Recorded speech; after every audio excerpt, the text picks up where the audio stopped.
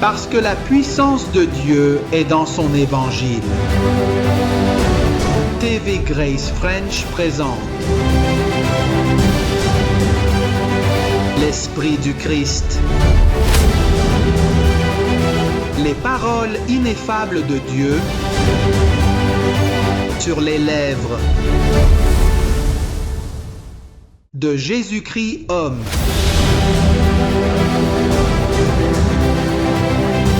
Abba Père.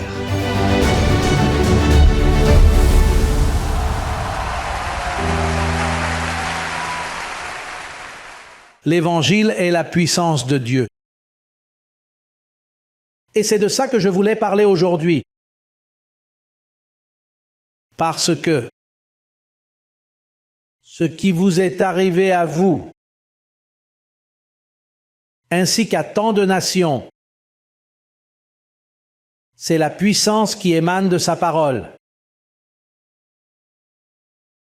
Si je n'avais pas cette connaissance dans mon esprit, personne ne serait heureux, ce serait une religion de plus. J'ai le souvenir de quand j'ai été réveillé, l'impact que ça cause, la connaissance. Lisons Romains 1, 16 et apprécions cette vérité biblique.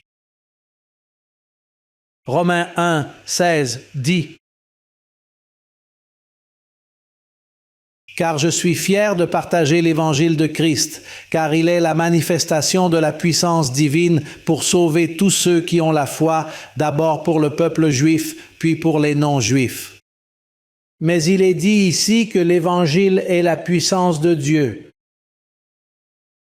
Et Dieu est ce qu'il y a de plus puissant dans l'univers. Mais son évangile représente la puissance de Dieu à travers une connaissance. La jeune femme précédente disait « J'ai été trompée pendant 10 ans. » Et on lui a proposé la puissance de Dieu. Et on l'a dirigée dans l'erreur avec des œuvres, avec des jeûnes, cherchant Dieu. Néanmoins, Dieu réside dans sa parole et cette parole sont maintenant 14 épîtres qui reflètent la nouvelle alliance. Il y a 66 livres et tout est sa parole. Mais actuellement, ce sont les 14 épîtres qu'il a révélées à Paul. Il est écrit là que l'Évangile est la puissance de Dieu pour le salut. Mais le salut de quoi? Parce que le salut a été accompli par Jésus de Nazareth lorsqu'il a versé son sang. Et de la même façon qu'Adam a péché et nous a condamnés, Jésus de Nazareth est mort et nous a sauvés. Ainsi, nous ne sommes pas en train de discuter de la rédemption de votre âme, n'est-ce pas? L'Évangile n'est pas la puissance de Dieu pour vous sauver spirituellement. Tu es déjà sauvé. Tu n'es sauvé. On ne te l'a pas dit. Mais après la croix, nous avons tous été sauvés. Le bébé naît sauvé. Tous les enfants naissent justifiés devant Dieu. Parfaits, sans péché. Si le monde savait cela, il n'y aurait plus de crimes. Il n'y aurait pas de prison. Et je ne pense pas d'hôpitaux non plus. Maintenant, l'Évangile est la puissance de Dieu pour sauver ton corps physique. Il vous a laissé un corps sujet à la faiblesse. Mais il vous a laissé une information qui est plus puissante que votre faiblesse à travers une connaissance. La religion nous trompe en parlant de l'imposition des mains, de souffler, et ils vous disent « reçois la puissance de Dieu ». Et là, vous entrez dans toutes sortes de mysticisme. Il y a des églises où l'on éteint les lumières. Alléluia. Alléluia.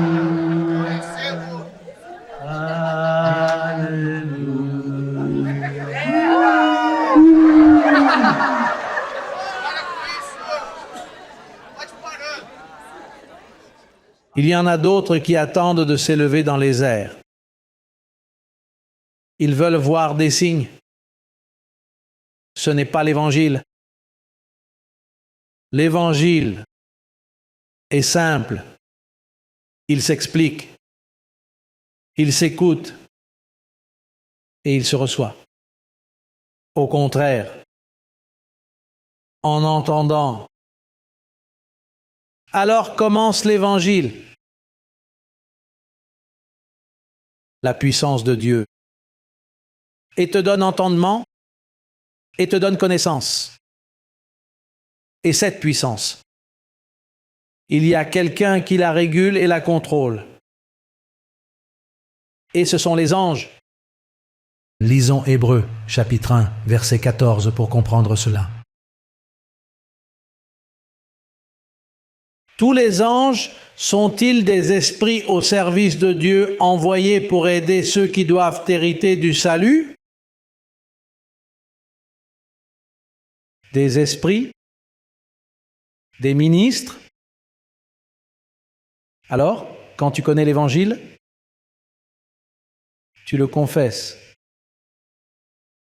Et ces esprits qui sont envoyés pour le service, c'est à eux d'opérer en votre faveur. Tu n'œuvres pas. Vous écoutez la connaissance de Dieu. Tu la confesses. Et ces esprits, ces anges qui sont à votre service, c'est à eux de faire l'œuvre en toi. Ainsi, tu ne peux pas te glorifier de toi. Tu te glorifies dans le Seigneur. Deuxième lettre aux Corinthiens, chapitre 3, verset 5, regarde ce qui est dit. Car c'est lui qui agit en vous. Ce n'est pas que nous soyons capables par nous-mêmes de penser quoi que ce soit comme venant de nous-mêmes, mais notre capacité vient de Dieu. Votre suffisance provient de Dieu. À travers quoi? Par ces anges qu'il a assignés à ta vie.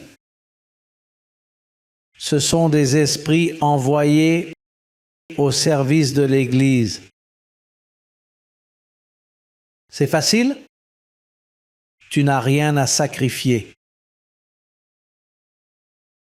C'est une affaire merveilleuse. Tu écoutes, tu la reçois. Et les anges sont prêts à t'aider. Dieu n'enferme pas sa parole dans la chair. Dieu renferme son pouvoir dans sa parole. Si jamais j'arrivais sur scène sans ce mot, je ne suis rien. C'est pourquoi il a veillé sur cette connaissance pendant 2000 ans. Il a laissé la lettre et il a laissé les gens l'interpréter. Et l'Esprit du Christ qui résidait en Paul, il l'a retiré de la terre et il a laissé la lettre. Et ceci est mortel. Ceci n'a aucune utilité.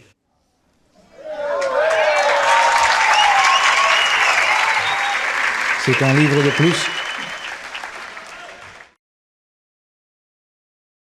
Un livre de plus. Du papier qui finit à l'imprimerie. Dieu sait, ils en jettent beaucoup là-bas. Pour celle-là, les lettres étaient appropriées. Celle-ci est bonne. Et ils jettent des montagnes de Bibles qui sont endommagées. Car ceci, sans l'Esprit de Christ, ne sert à rien. Dieu n'enferme pas son pouvoir dans la chair. Son pouvoir est écrit. Et c'est le pouvoir de Dieu pour le salut. Et cela te sauve, toi. De quoi as-tu besoin? Tu as besoin de lire l'Évangile et d'écouter ton ange. Œuvre préparée d'avance. Tu es unique. Tu es unique. Il n'existe qu'une seule personne qui te ressemble. Ne te compare jamais à qui que ce soit. Si tu te compares, tu vas échouer. Tu retires la direction de ton ange. Ton ange va te diriger. Voyons ce qui est écrit. Éphésiens chapitre 2, verset 10. Lisons le pouvoir de Dieu. Car nous sommes son œuvre, créée en Christ Jésus pour des œuvres bonnes que Dieu a préparées d'avance pour que nous y marchions. Pour des œuvres bonnes, de bonnes œuvres. Et qu'est-ce qui est bon? Tu interprètes ce qui est bon. Tu peux être en train de juger quelqu'un de béni et dire « il agit mal ». L'ange affirme « il avance très bien dans sa marche ». J'ai besoin qu'il passe par cette épreuve maintenant. Cela semble mauvais selon la société. Mais dans son cas, c'est une œuvre bonne. C'est l'œuvre qu'il a préparée pour toi. Pour vous?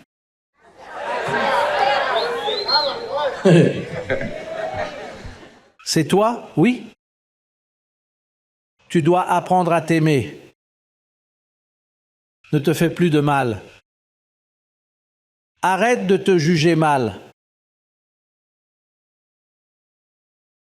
Il y a des choses qui te sont arrivées et c'est à toi. Elles sont uniques pour toi. Tu ne renieras pas le Seigneur. Il m'est arrivé des choses depuis que je suis né. J'avais un père que je redoutais beaucoup. Il tenait constamment une verge dans sa main.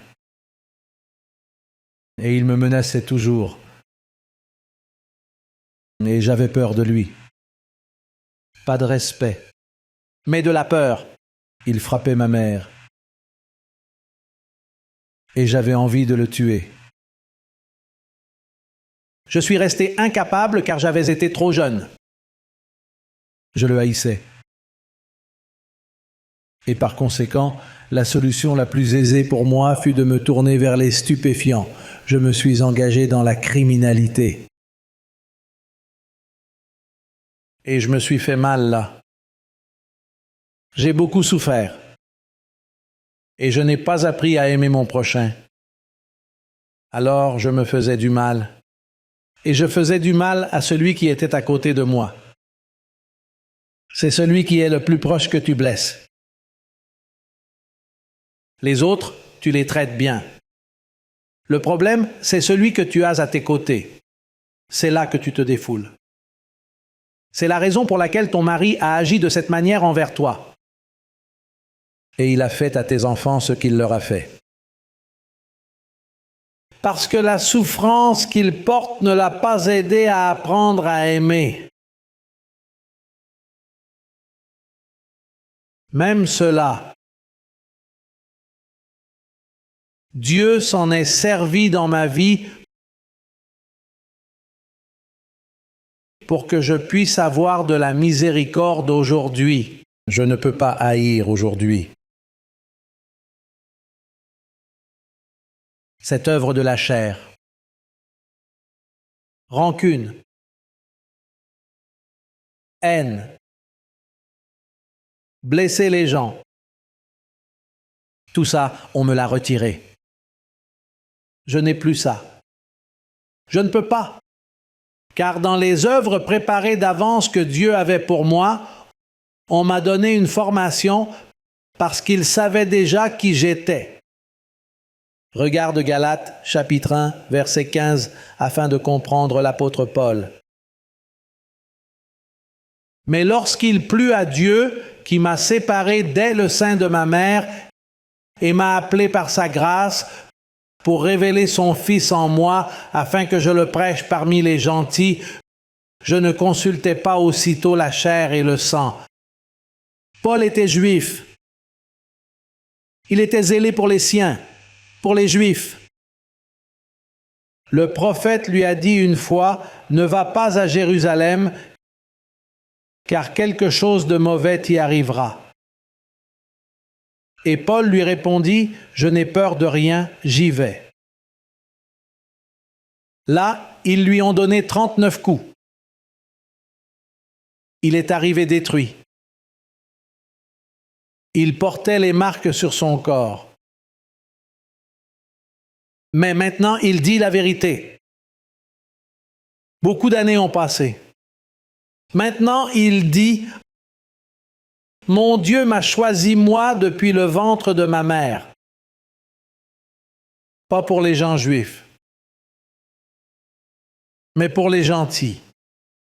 Tu ne peux pas évaluer ta vie présente telle qu'elle se présente,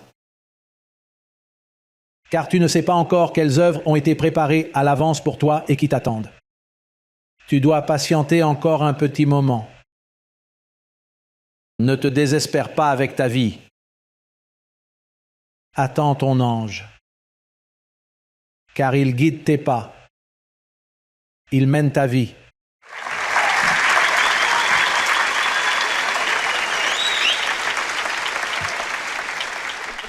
Tu ne peux pas te désespérer, parce que tu es un trésor. Et un trésor, il faut faire très attention avec les trésors. Tu es un trésor. Tu es la personne que Dieu aime le plus. Tu n'es pas chair.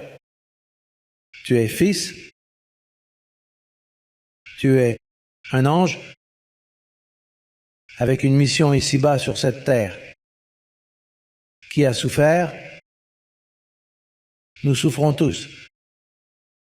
C'est la seule façon pour que ta chair ne s'enorgueillisse pas. La seule façon. Sinon, tu t'enorgueillis et tu te sens meilleur que les autres. Et ici, personne n'est meilleur que personne. Nous sommes tous importants. Et aucun de nous ne sert. Nous ne sommes rien. Chair. 0 plus 0. Égal à 0. En esprit. Nous sommes ce que Dieu aime le plus.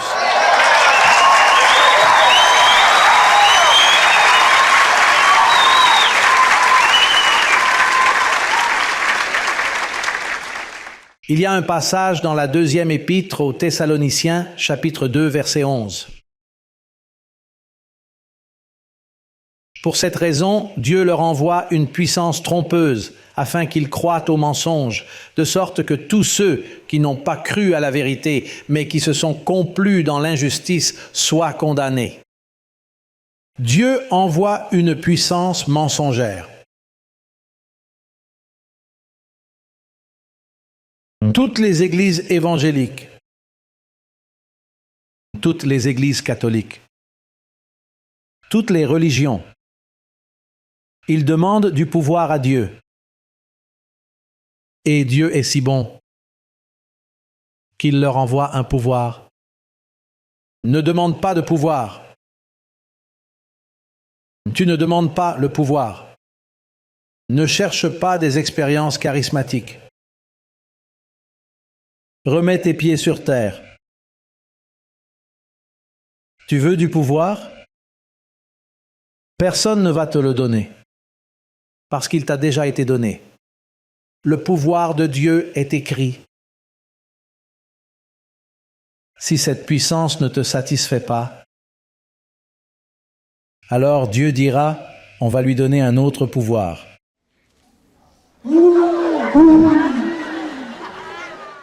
Je ressens. Dans cette pièce, il y a. Ils vont chez toi et disent, dans cette pièce, il y a onction. Il y a une onction pour toi. Il y a un appel spécial. Toi, celle en blouse rouge, viens ici. Viens ici. Et ils commencent à appeler, à jouer. Et Dieu dit, ange, donne du pouvoir.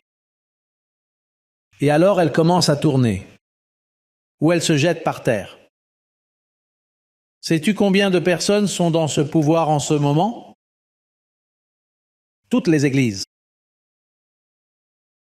jouent avec du pouvoir, avec un pouvoir trompeur. Il y a une puissance maintenant. Dans l'Ancien Testament,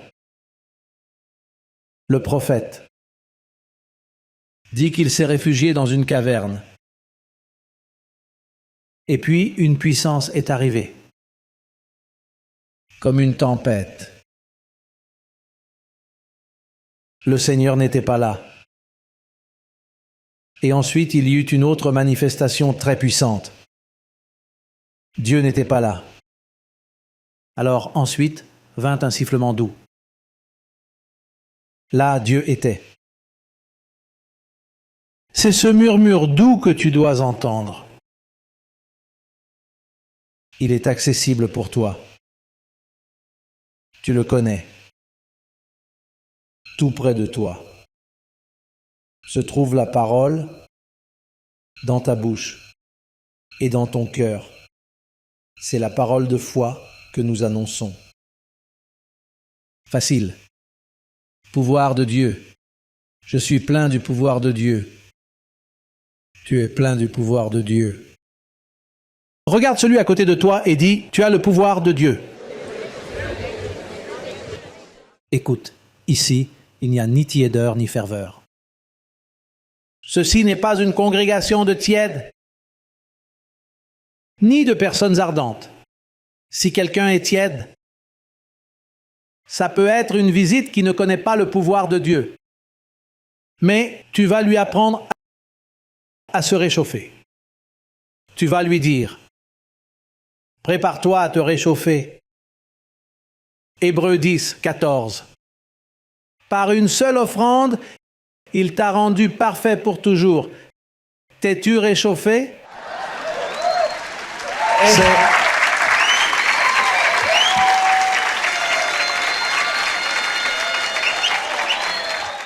Tu veux en savoir plus pour t'émouvoir encore plus? Hébreux 2, 14.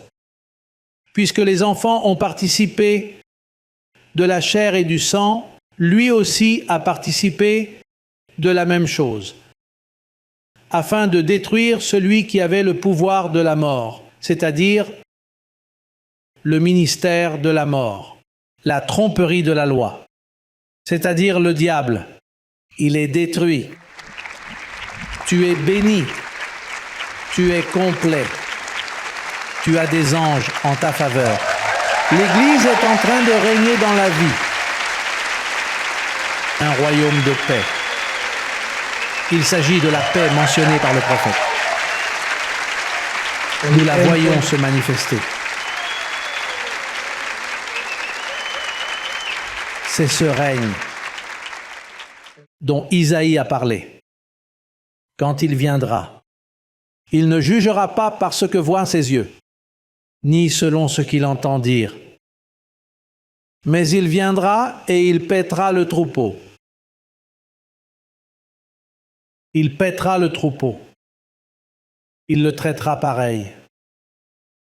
Nous sommes tous bénis. Personne n'est meilleur que personne. Le lien parfait, c'est l'amour. L'amour est l'Évangile, qui ne te permet pas de te sentir supérieur aux autres.